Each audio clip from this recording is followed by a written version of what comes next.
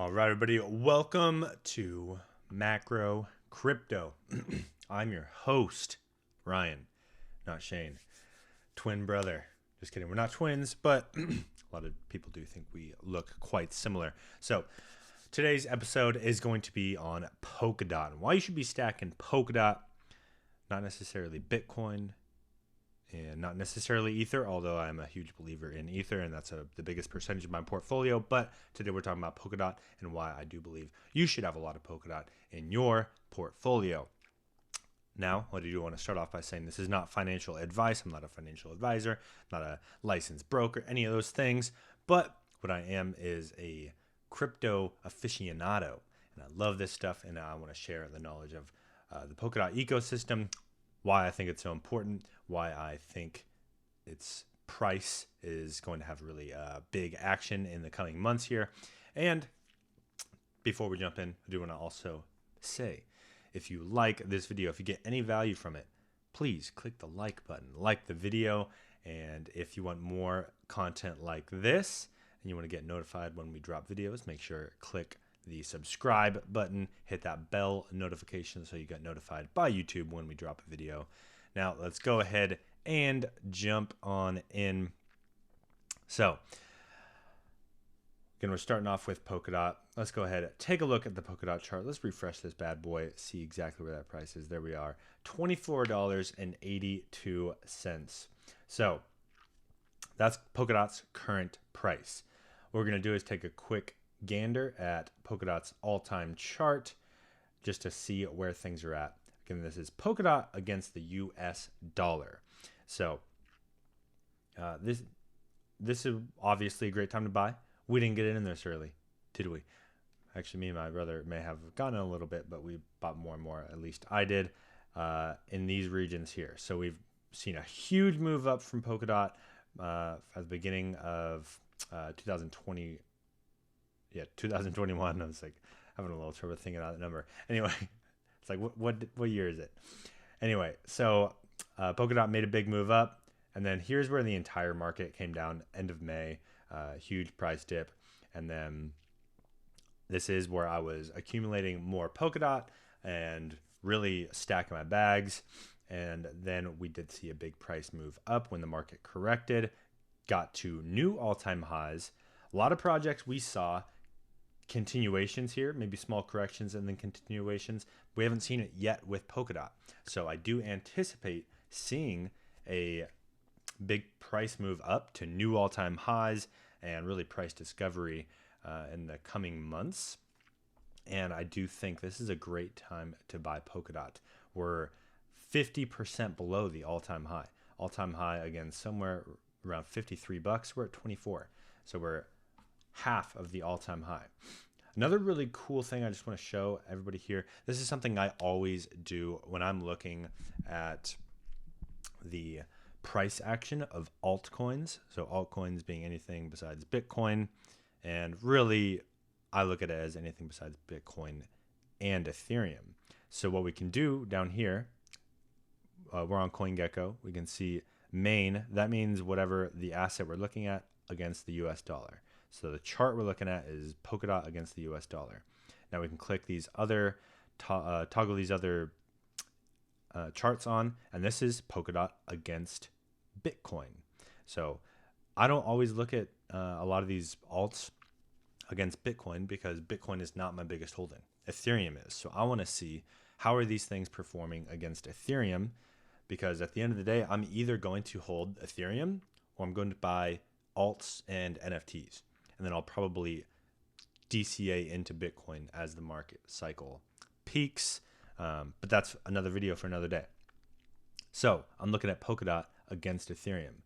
Now, again, if we overlay this with the USD chart, this might look a little confusing, but what it illustrates is that Polkadot is much closer to all-time lows if we're looking at its price relative to Ethereum.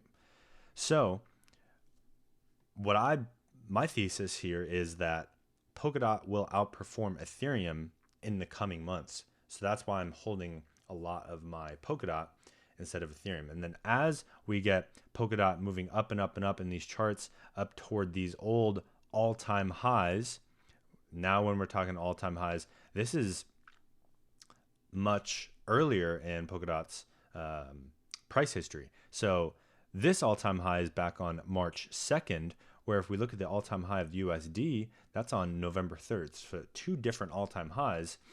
But when I'm deciding if I want to sell my Polkadot for Ether, I'm going to be looking at this all-time high here, not this price action over here that was in November.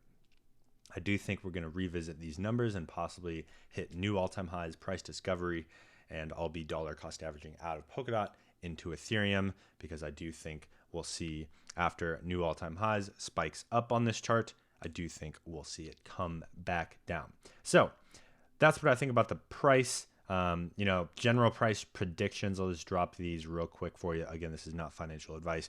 I don't know where Polkadot's price is going to go any more than the next guy.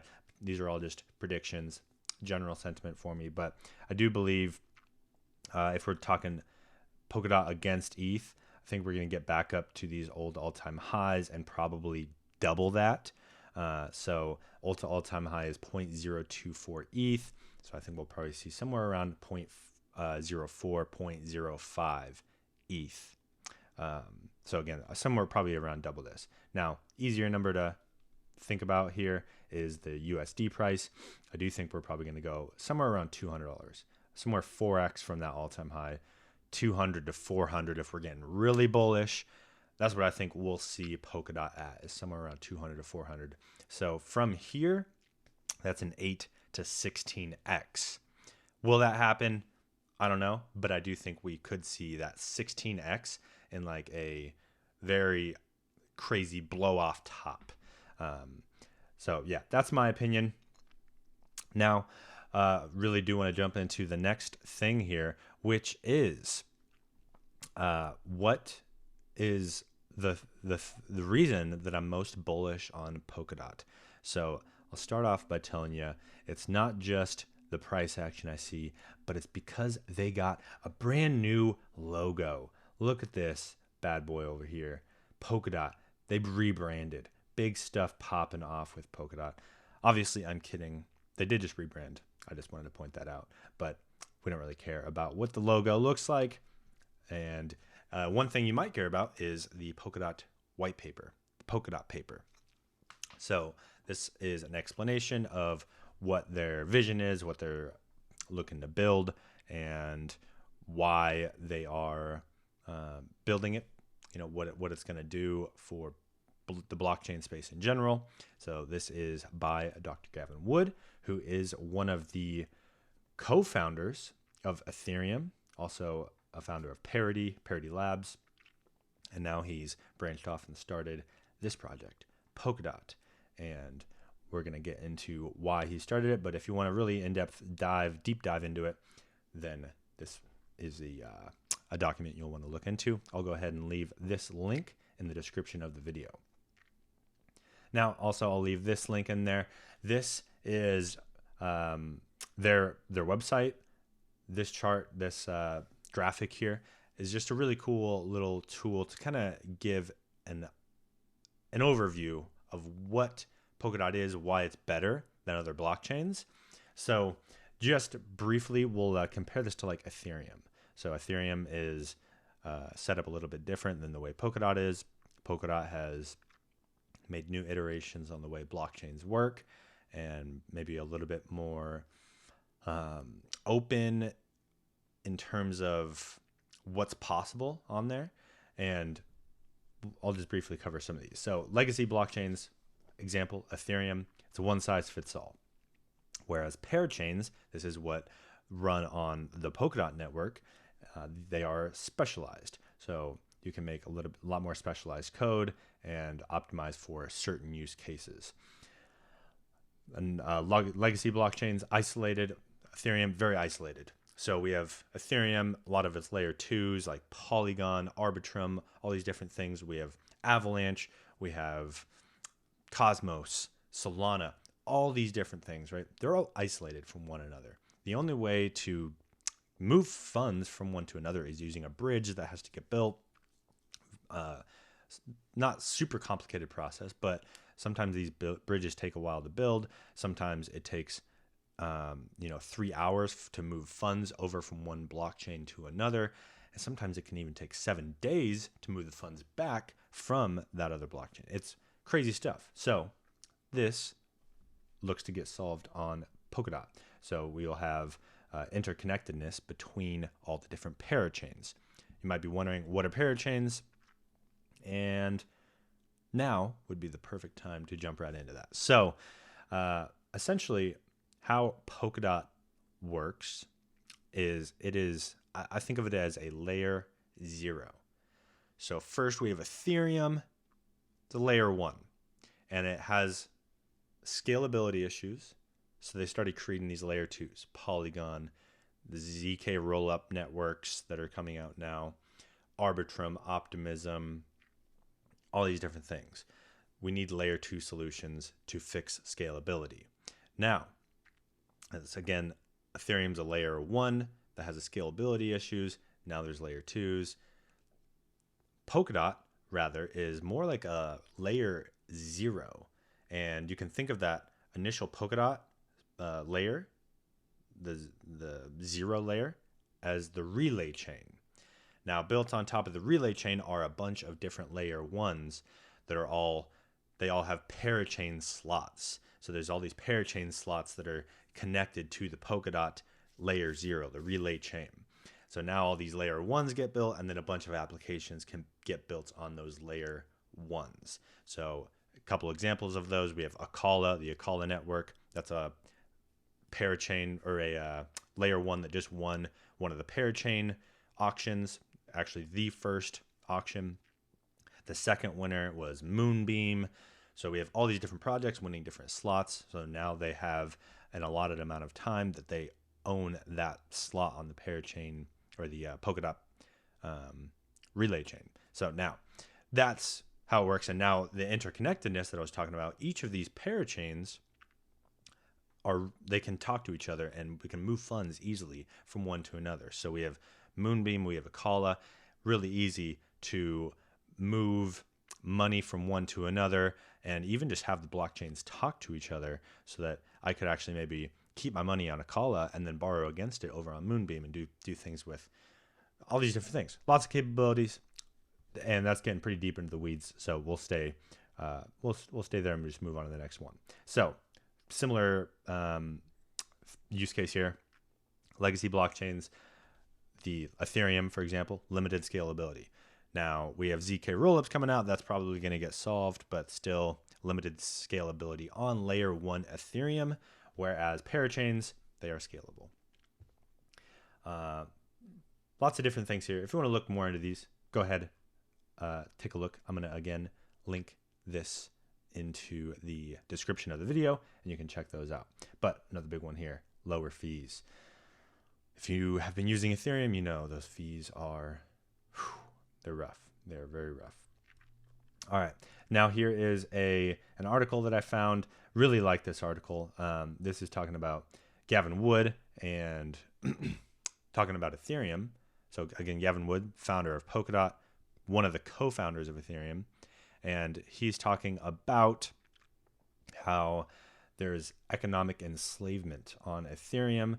So essentially what he's saying is, anytime you want to do a transaction on Ethereum, you need Ether as gas to pay for those transactions.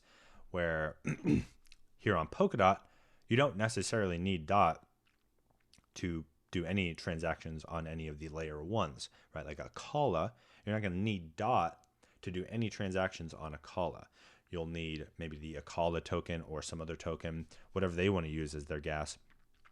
And the fees are able to be much lower because of that. We don't need DOT, and we don't need Polkadot doesn't need to verify each and every one of those transactions, so it's not getting clogged by the network, and that's not causing gas prices to spike. Each of these layer 1s that are built on Polkadot, they're all agnostic. They are all their own chain, their own parachain, even though there's interoperability. Anyway, probably getting too deep for you here, but just know that that's been solved here. Now, what we're talking about is this article. I wanted to just talk about a few things I wanted to highlight. And I did have some of these quotes highlighted, but those seem to have disappeared. So I'm just going off my memory. I do remember this quote. Love it. This really paints a picture of what Akala or what Polkadot is, why it's being built. So this is a quote from Gavin Wood. He says, "I do my best to build something very abstract and general so it can be used for things beyond what I can see. There's definitely a feeling of accomplishment when you see what you've built being used for something you didn't envisage."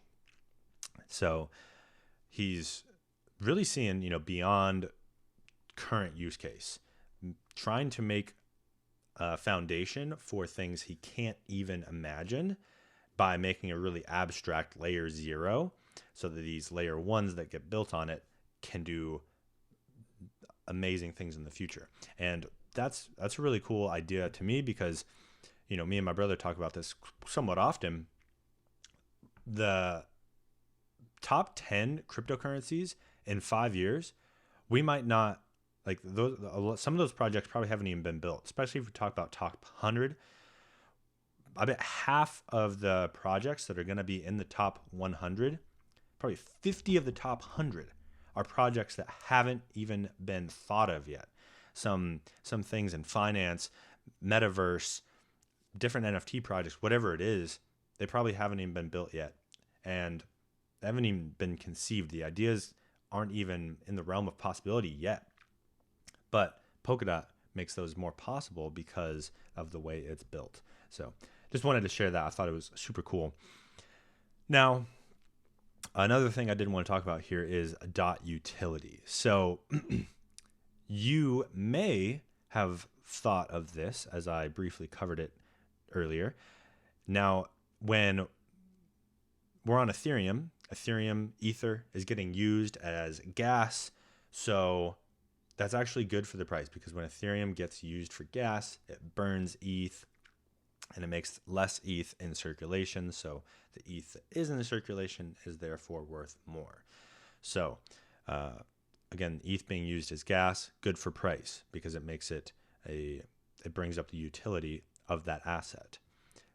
DOT, not the case, right? We don't use DOT for gas. So what's the utility? Why is the DOT price going to go up? So I did think about this. I was like, you know what? I want to have these exact reasons laid out so I can share those with you. So number one, DOT provides governance for the network. So if you own DOT, you can participate in on-chain governance. Number two, also operating the network. DOT is used for operating the Polkadot relay chain and things that are connected with that ecosystem. So it still does have that use case there. And then I think the third and most important one is the mind blank right there. Just completely drew a blank. But here it is, right here in front of me on the screen. It's used for creating parachains by bonding DOT. So what that means is Akala, Moonbeam, all these different projects that are being built on Polkadot, they all got voted in by DOT holders. So people like me who owned DOT could say, you know what, I'm going to bond 10, 100, however much DOT. I'm going to bond it and vote for this project so they can win a parachain auction. They're auctions because it's the entire community voting on these projects, putting their money up and saying, I want this project to win a parachain. I want them to be on Polkadot. So they have to win to even be able to build their project on there. Now, what happens when I bond DOT? So that, let's say 100 DOT that I put up gets locked into a contract, and it's locked as long as that parachain is locked up by that project. So Akala, they're locked in for 52 weeks. So that means my DOT is locked up for 52 weeks until that ends, and I can either vote for them again, or I can then relinquish my DOT, say, no, I'm going to take it back and sell it or do whatever I want with it. But in that process of bonding DOT, that's locking up X amount of the supply. And that is going to cause an increase in price, because now we have X amount of the supply of DOT just locked away. And I forget the exact numbers on this. Could have definitely looked it up, but I think it's somewhere around like 10 to 20, 30% of the DOT eventually is probably going to end up getting locked up. And if not more, it just depends on how much DOT people end up locking into these contracts. But that's going to cause a supply squeeze, which will drive the price up. So, and another thing that's really cool about this, when I contribute DOT to a project, that 100 DOT, again, I get it back later, but what do I get in return for doing it? I get tokens from that project. So Akala gives me tokens. They distribute tokens to me just for contributing my DOT. Same with Moonbeam, same with all the projects. They all end up giving their contributors, anybody who put DOT up and locked it in the contract, I end up getting tokens that are worth about the same amount of DOT or more, depending on what the price action looks like. But about the same amount of money that you put up, you get in return from that project, and then you get your original money back. It's an amazing system. Great way to make some free money. So yeah, that's a really cool one. Now let's see what we got next here. Moonbeam. This is really cool. So Polkadot is EVM compatible. So what's that mean?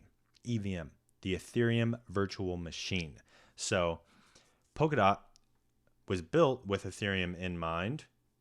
Every project out there, besides Bitcoin, every project looks to Ethereum like, okay, we got to build interoperability with Ethereum. What we build needs to be able to work with Ethereum to some extent. Polkadot is doing that probably the best by making it so all their smart contracts, all their infrastructure that they're building is compatible with the Ethereum blockchain. There's even a parachain there's a parachain pretty much locked in for Ethereum. So then each of those parachains they have will all be able to talk to Ethereum. And one of the ways they're doing this is through Moonbeam.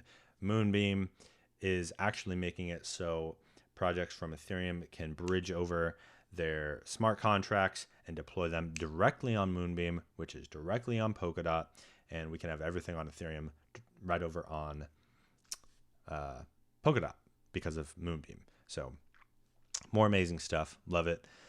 And here is Moonbeam. This is what I was talking about. So I can go in and launch the app. Right now, I believe all I can really do is stake. So right now it's connecting to my wallet, and I'll have to switch over to the Moonbeam network. So Moonbeam right in MetaMask. If you are familiar with MetaMask, super easy. You just connect it. And here we go. So this is going to show my Glimmer, which is Moonbeam's token. So I received Glimmer for bonding DOT in my vote for Moonbeam. So here's my total rewards. This is the claimed amount. So I got like 20% of my rewards up front. I'm now staking it because I'm pretty sure staking rewards are pretty high. And then I slowly have more of these rewards vested and unlocked as time goes on. So I can claim more and more and stake it. But yeah, pretty cool stuff. That's so far pretty much the extent of what I can do on Moonbeam. This just got released on the Polkadot ecosystem. So it is brand new. There's going to be many more things coming, like the compatibility with bringing smart contracts over, bringing ERC20 tokens. So these Ethereum altcoins, you'll be able to bridge those right over to Polkadot, trade them, do crazy things with them, and DeFi, all this other stuff. It's amazing. Absolutely amazing. Now, let's look at Akala. That's another one, right, that I was talking about. What's so cool about Akala? This is the DeFi hub, the de facto DeFi hub of Polkadot. So what's really cool about this is we can do things like swap. They have a swap like, Uniswap pretty much is built into their platform. They have liquid staking, all these different things. One really cool thing about Polkadot is their staking. So none of these numbers are necessarily correct, but I do anticipate they'll be close. Go to this tab here real quick. So Polkadot staking, you maybe get around 20%. That does come down a little bit because Polkadot has an inflation rate of 10%. So it's inflating 10% every year. So you definitely want to be staking your DOT so you're not losing money. Now, if you're staking DOT, you can essentially say, let's say it's 20% APY for staking.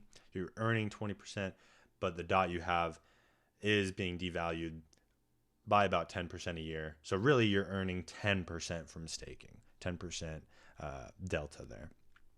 Now, we understand that. Let's take a look at this. Super cool.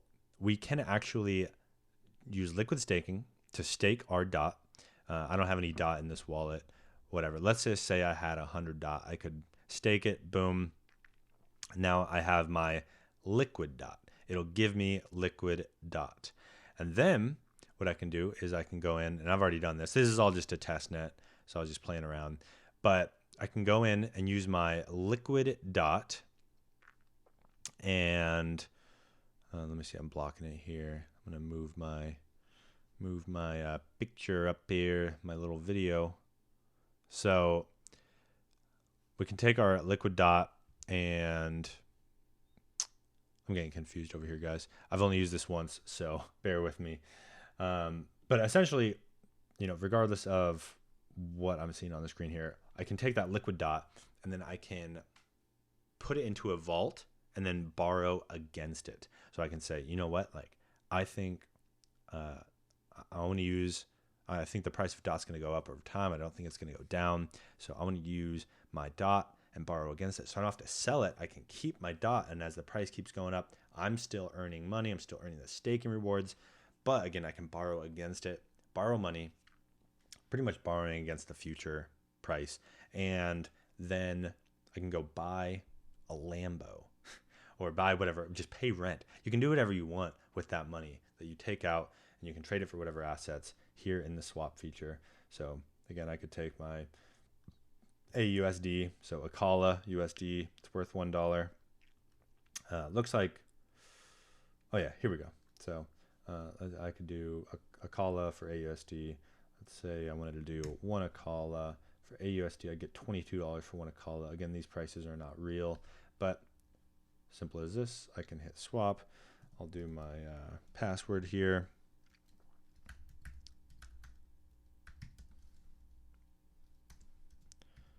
Hopefully I'm not giving my password away to you guys. Yep, perfect. Forgot a little bit. There we go. And just like that, balance change, swap done, and complete. So that's one really cool thing about that. So again, and then while I've borrowed that money, you know what I'm doing? I'm still getting that 20% APY in liquid staking. And then I've borrowed money and I'm borrowing against it. So really I'm getting paid to borrow money. I know that sounds crazy, but that's exactly what's happening. So amazing stuff. That's just the tip of the iceberg of what's going to be possible here on Polkadot.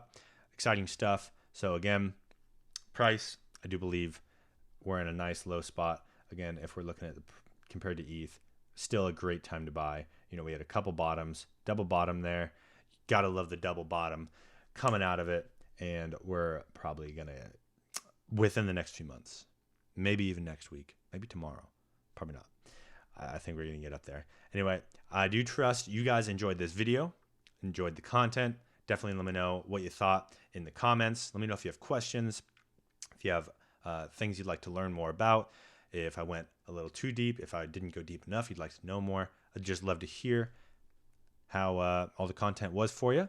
And that's going to be it for today's video. Again, don't forget to hit that like button, subscribe, click those bell notifications, put them on so you can get all the content I'm dropping. My brother dropping a bunch more. He's going madman over here dropping content daily for you. So definitely go check those out. And we'll see you in the next video. Definitely on the next podcast Sunday. Sunday fun day, baby. Macro, crypto. Peace out till next time.